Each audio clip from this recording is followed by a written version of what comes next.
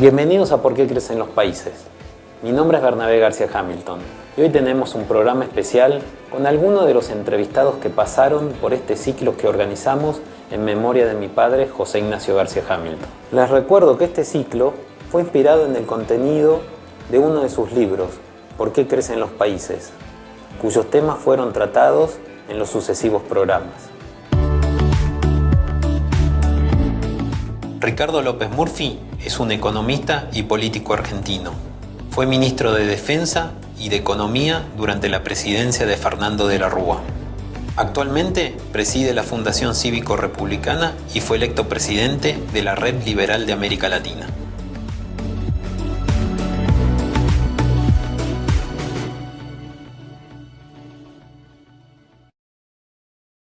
Hola Ricardo, bienvenido al programa. Un gusto.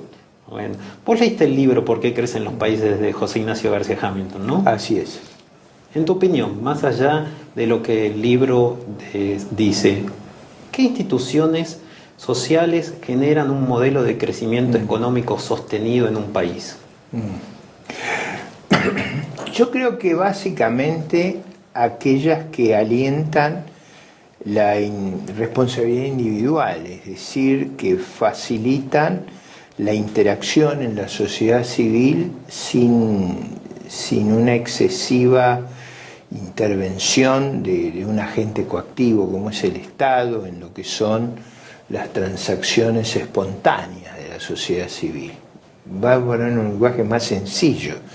Es cuando el espacio a la innovación, a la creación, a la toma de riesgo, a la iniciativa privada en la actividad económica está jerarquizada. Yo creo que la protección de los derechos individuales, del derecho de propiedad, la percepción de que el orden político tiene control y balance, que no está en actitud hegemónica de depredar el fruto del esfuerzo, del descubrimiento, de la innovación, de la capacidad emprendedora, eso es vital.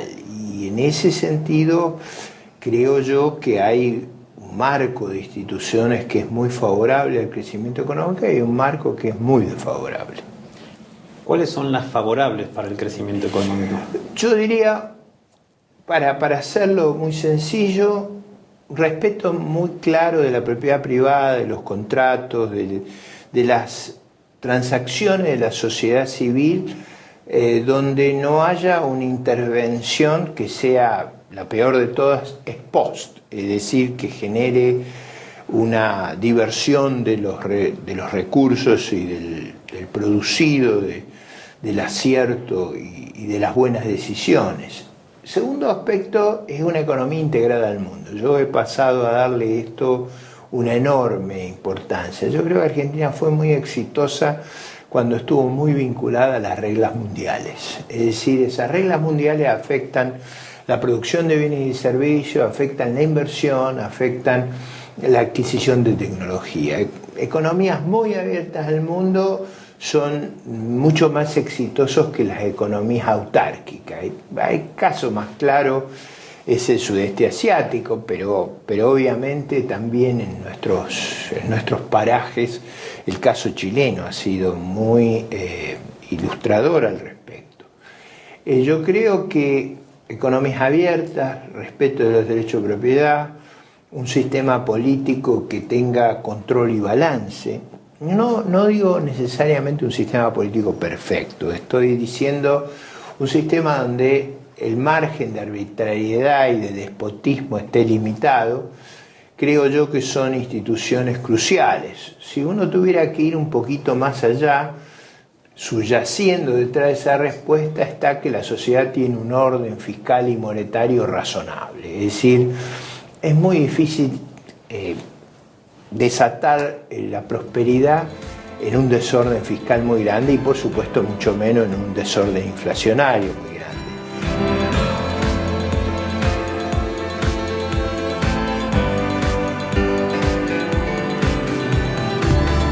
Roberto Kachanovsky es profesor titular del Centro de Estudios y Capacitación Empresarial de la ciudad de Rosario.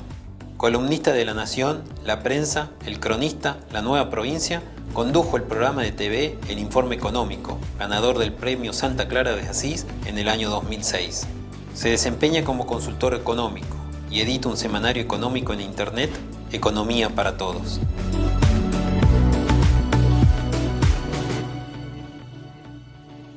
¿Qué instituciones generan crecimiento para un país o para una sociedad para vos? Básicamente es lo que comienza en 1215 con la Carta Magna, limitar el poder del monarca. ¿Qué hicieron en 1215 cuando lo agarraron a Juan Sin Tierra fuera de Londres? Dijeron, vení para acá, no podés cobrar impuestos cuando se te dé la gana, ni podés meter presa a la gente que se te dé la gana. Fueron las dos condiciones que se le pusieron básicamente a Juan Sin Tierra. Después no las cumplió, pero murió al poco tiempo. Pero digamos que tal vez sea el primer intento de limitar el poder del monarca y del principio de constitucionalismo moderno en términos de limitar el poder del Estado. Antes era el monarca, ahora es el Estado, aunque en realidad muchos gobiernos se han transformado en monarcas prácticamente, ¿no? Entonces, en realidad las instituciones son el derecho a la vida, la libertad y la propiedad básicamente. Pero sobre todo la transparencia, limitar al Estado para que no pueda avanzar sobre los derechos individuales, la iniciativa privada, el derecho de propiedad, la incorporación de la Argentina en el mundo. Por ejemplo, Alberdi y toda la generación del 80 vio claramente que la forma de crecer era hacia el mundo. Y eso te obligaba a tener instituciones, o sea, reglas de juego que te permitían ser competitivos a nivel internacional. Por ejemplo, lo que es legislación laboral, por ejemplo, lo que es materia impositiva, lo que es gasto público, ¿sí? Entonces, cuando vos competís a nivel internacional, tenés que tener eso muy disciplinadamente. Yo voy a dar un ejemplo. A principios del siglo XX, cuando regían los principios de la Constitución de 1853, 1853-60, vamos a poner así, Argentina exportaba entre el 2 y el 3%, 2,5 y 3% de las exportaciones mundiales, perdón. Entre el 2 y el 3%, del total de las exportaciones mundiales, entre el 2 y el 3% eran de Argentina. O sea, Argentina participaba en el 3%, en el 3%. Del intercambio internacional. Exactamente. Actualmente es el 0,3%. Sí, hay países que mantuvieron su participación en el comercio internacional, como fueron Australia o Canadá. Y si nosotros hubiésemos mantenido nuestra participación en las exportaciones mundiales, hoy tendríamos que estar exportando 570.000 millones de dólares. Y exportamos 60.000 en el mejor de los casos, 70.000. ¿Cuánta riqueza se dejó de crear? ¿Cuántos puestos de trabajo se dejaron de generar? ¿Cuánto bienestar no hay por exportar 500.000 millones de dólares menos?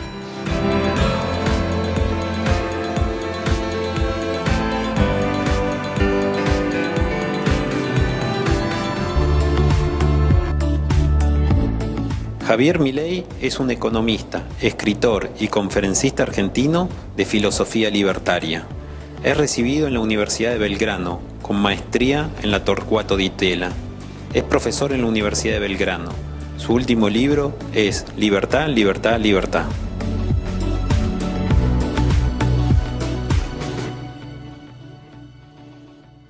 Bueno, para mí Argentina va camino a la crisis más grande de su historia. O sea, venimos de 80 años de crisis, pero vamos a tener para vos una crisis todavía mayor. Vamos a ir a algo peor todavía.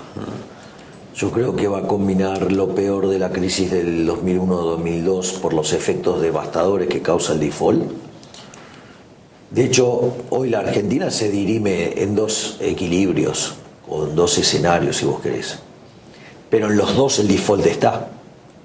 Es decir, el proceso de default ya empezó con esta mentira del reperfilamiento, porque vos sabés muy bien, Bernabé, que cuando tomás una deuda es un compromiso en capital, intereses y plazo. Si te toqué el plazo, ya es default. Digo, las manifestaciones tomaron esos 11.000 millones de dólares para intervenir en el mercado cambiario. ¿Y quién te los dio? O sea, se los sacaste al de letes. Sí. Ok, digo, default, un default más grande que una casa. Pero además, tenés otro problema. El punto, y esto es la otra parte. Si vos vas a un equilibrio sin hiperinflación o con hiperinflación, Entonces, sin hiperinflación vas a ver 50% de pobres. Ahora, con inflación lo vas a ver el 75%. Entonces, todo lo que está haciendo el gobierno actualmente conduce a una hiperinflación. Y las cosas que dice el potencial presidente, que dice hacer más déficit fiscal y financiarlo con emisión monetaria, también es hiperinflación. Porque si vos vas a estar en default, nadie te lo va a financiar y además vas a emitir dinero en un contexto donde te están repudiando la moneda, y dale, digamos, es como llamar a Nerón para apagar un incendio. Va a terminar en un desastre. ¿Y qué habría que hacer para no terminar en un desastre? Bueno, en principio armar un programa económico que genere confianza, y la confianza tiene dos elementos, por decirlo de alguna manera. Por un lado es que sea consistente. Es decir, vos tenés que anunciar una regla fiscal con una reforma del Estado.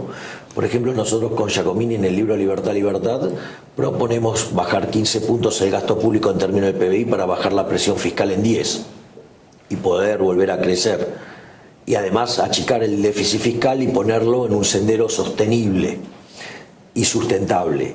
O sea, sustentable es que puedas pagar, sostenible es que la sociedad se lo pueda aguantar. ¿Por qué? Porque el ajuste nosotros lo hacemos sobre la política, no sobre la gente. Y lo otro que proponemos con Giacomini es directamente eliminar el Banco Central, lo cual tendría un conjunto de etapas, y es que primero, porque supuestamente el Banco Central que existe para ser prestamista de última instancia, bueno, que no haga falta. Entonces, banca Simon.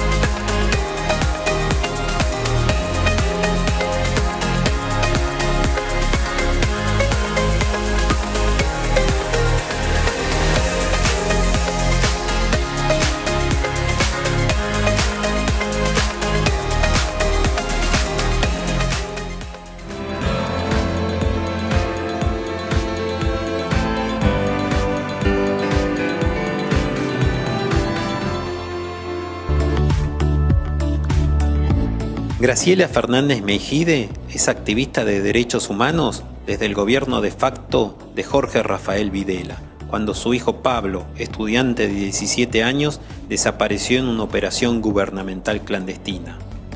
Formó parte de la Comisión Nacional sobre la Desaparición de Personas, CONADEP. Fue una de las principales dirigentes del FREPASO, por el cual fue electa diputada nacional. Fue candidato de la Alianza a gobernadora de la provincia de Buenos Aires y formó parte del gabinete ministerial de Fernando de la Rúa.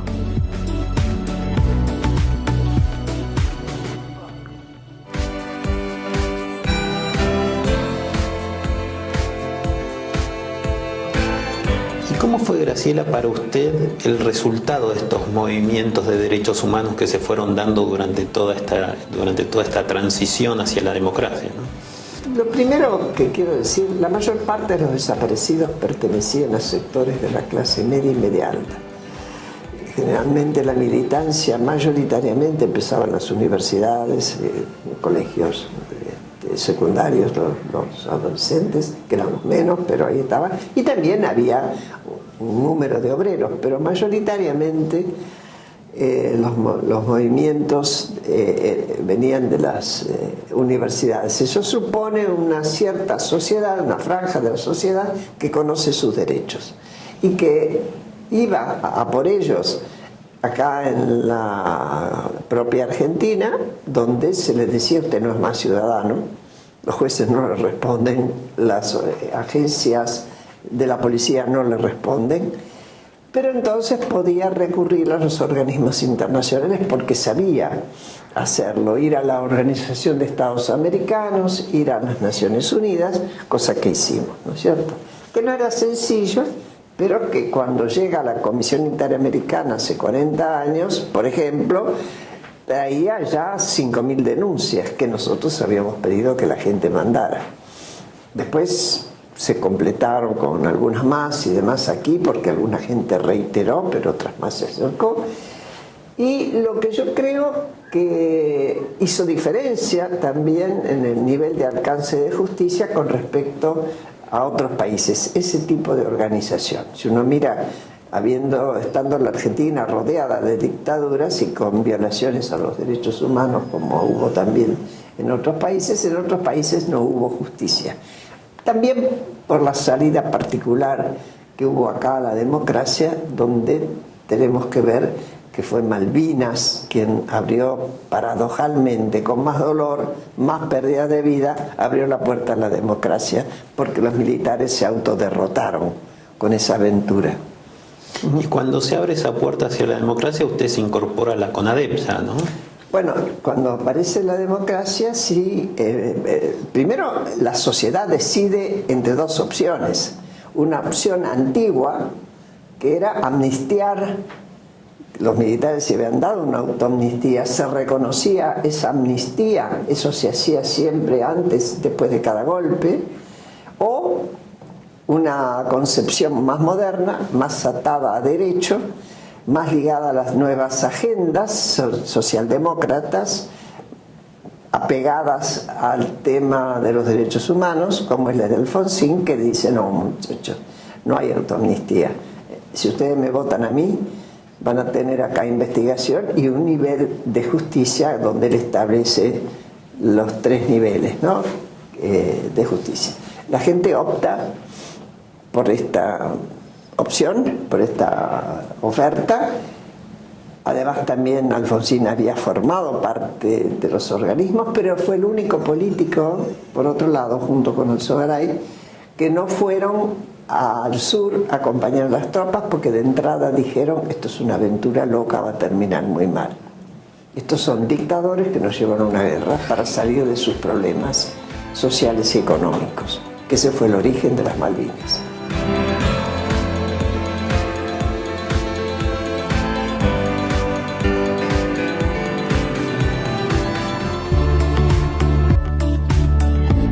Facundo Manes es médico neurólogo. Tiene una maestría en Ciencias Médicas y Neurociencias en la Universidad de Cambridge. Es fundador y presidente del Instituto de Neurología Cognitiva, INECO. Fue rector de la Universidad Favaloro y actualmente es director del Instituto de Neurociencias de la Fundación Favaloro. Es investigador del CONICET y autor de varios libros sobre neurociencias.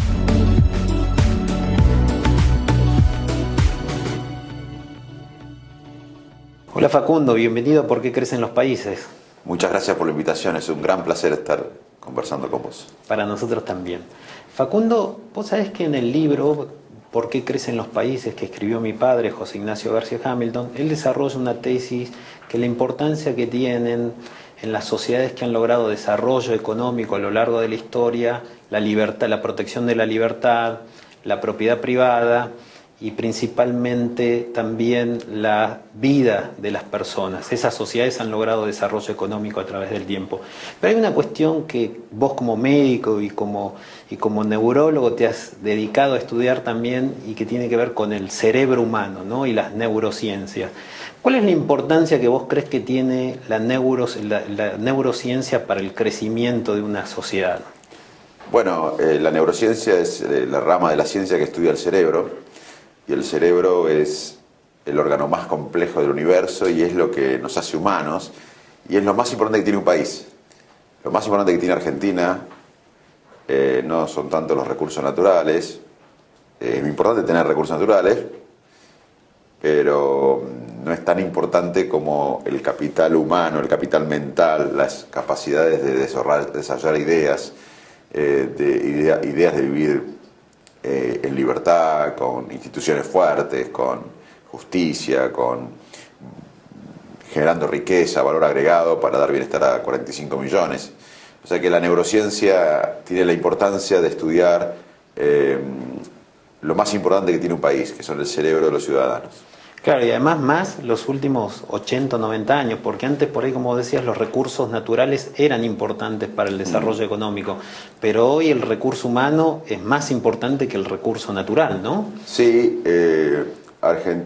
mirá, y otra cosa de estudiar el cerebro y la relación con la sociedad que vos me decís es que en la medicina hay una situación que se llama anosognosia, cuando el paciente no reconoce lo que tiene. Si un paciente tiene un trastorno bipolar o una depresión o es adicto y la familia cuenta esto y su impacto y el impacto de esta enfermedad en la vida, pero el paciente, cuando uno le pregunta, no reconoce, dice que está bien, ese paciente va a tener mal pronóstico porque no va a poder, al no reconocer lo que tiene, al no saber dónde está parado, o no reconocer o no aceptar dónde está parado, no va a beneficiarse de la medicina moderna, de los avances de la medicina para tratarlo y mejorar su calidad de vida. Y cuando los países también tienen anosognosia, no saben dónde están parados, tienen mal pronóstico. Yo creo que Argentina, en ese sentido, coincidiendo con lo que decís vos, todavía piensa que un sector importante de la sociedad, que tenemos grandes recursos naturales, que somos bendecidos por recursos naturales, y porque tenemos 45 millones, si uno asocia los recursos naturales con el nivel de habitantes, tenemos per cápita recursos naturales, pero estamos a mitad de la tabla, 47, 46 según algunos estudios. O sea que no tenemos tantos recursos naturales como pensamos, en cierta manera nos autoengañamos. Y aunque tuviéramos recursos, fuéramos el primer país con recursos naturales, hoy los recursos naturales, como bien decís, no son el motor de la economía mundial. El segundo exportador de cacao del mundo es Ghana. Y Suiza no tiene tanto cacao, pero tiene una industria basada en el conocimiento, en las instituciones, en la tecnología, en el diseño, y exporta chocolate con el cacao que produce Ghana. O sea, hoy más que el recurso natural, no es malo tener recursos naturales, pero lo importante es generar valor, ciencia y tecnología asociado a eso. Y para eso hay que tener también instituciones democráticas, instituciones fuertes, independientes, vivir en libertad. Es todo un conjunto, pero si no, por más que tengamos libertad e instituciones fuertes, si no tenemos ideas de progreso basado en la investigación y el desarrollo, vamos a quedarnos detrás.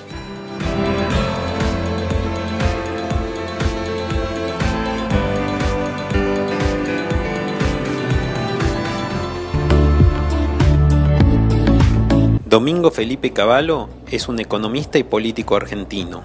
Fue presidente del Banco Central de la República Argentina, diputado nacional y ministro de Relaciones Exteriores.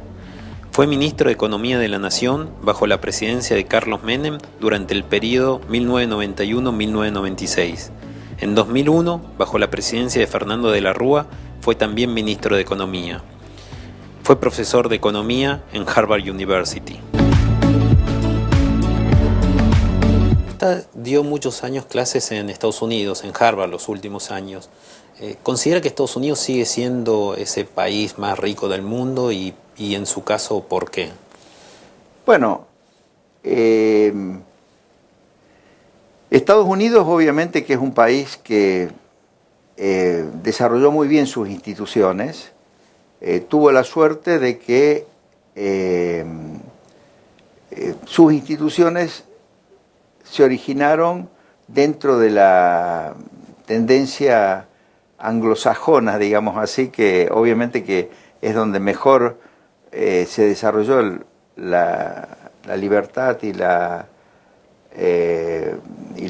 se dio protección a la propiedad, como muy bien lo describe tu padre en este libro, pero después ellos hicieron un gran avance en perfeccionar sus instituciones en la buena dirección. Obviamente que además contribuyeron, sobre todo después de la Segunda Guerra Mundial, a crear buenas reglas de juego para la economía y para la sociedad global. Ahora, yo creo que estamos viviendo un periodo de dudas respecto de si va a avanzar el proceso de globalización, precisamente porque en los Estados Unidos hay un nuevo liderazgo, el de Trump, que pone en duda la conveniencia de el sistema de reglas de juego multilaterales que por el que bregaron los Estados Unidos después de la Segunda Guerra Mundial, ¿no? Y eso es lo que ha creado ahora bastante incertidumbre.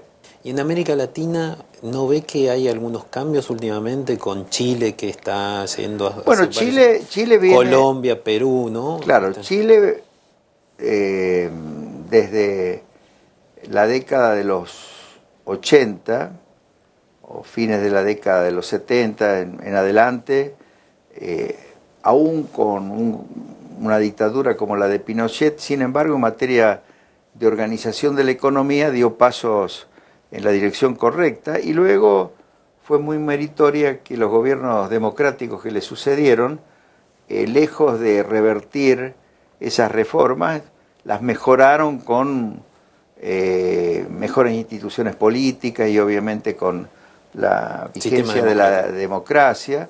Pero hay otros casos que a mí me parece digno de ser mencionado, que se conoce menos, que es el caso de Perú.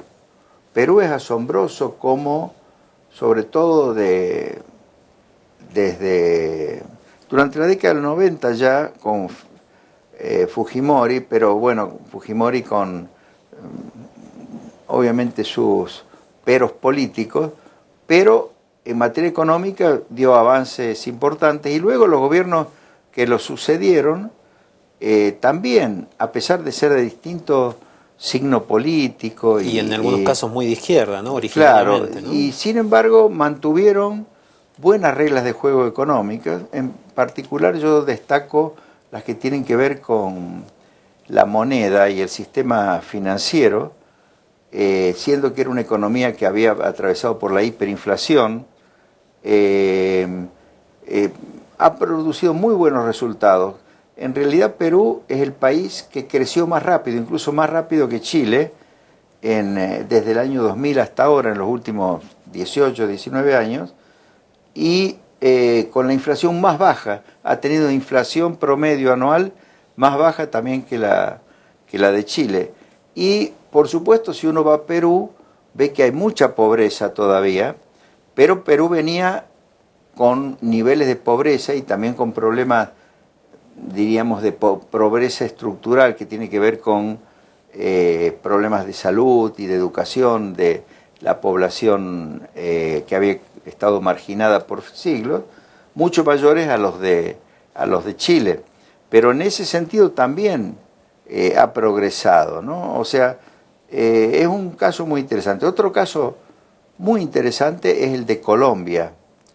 Y el caso de Colombia tiene que ver precisamente por la vocación institucional que desde el Vamos tuvieron los denominados abogados de Santa Fe, del cual el exponente máximo era Santander, y que se enfrentaba con Bolívar porque Bolívar no era institucional. Bolívar era un hombre que quería la independencia y la libertad y la unión de América Latina, pero tenía una actitud más bien... Pero que ser el que mandara. Claro, él quería ser no rey, pero el presidente vitalicio, y no era un hombre que respetaba mucho o tenía vocación de respetar reglas de juego. Mientras que los abogados de Santa Fe, como él les llamaba, de los cuales Santander era uno de los exponentes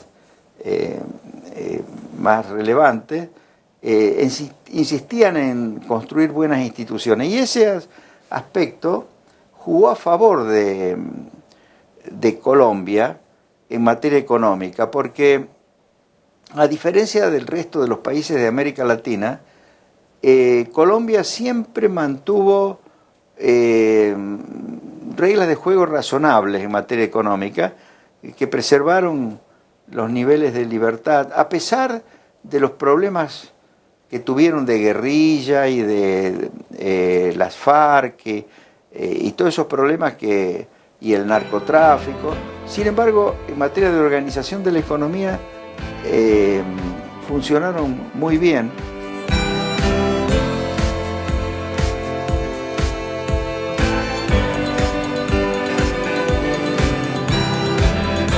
Llegamos al final del último programa del año y quiero agradecerle a todo el equipo de Por qué Crecen los Países por llevar adelante este proyecto. a los auspiciantes que nos acompañaron y a la Gaceta por cedernos este espacio. Pero principalmente a ustedes, los que nos siguieron programa a programa por todas las plataformas audiovisuales por las que se transmitió Por qué crecen los países. Fue un gran esfuerzo, pero que me llenó de alegría. Poder trabajar junto a mi esposa Fernanda y mi hija Sol, y también recibir a todos los entrevistados y poder recordar con ellos la obra y la vida de mi padre. Esta sala del estudio de abogados que él fundó, donde grabamos el programa, queda en homenaje a él, para poder recordarlo siempre. Les deseo un buen fin de año y espero que los temas tratados durante este ciclo sirvan para tener un país más próspero el año que viene.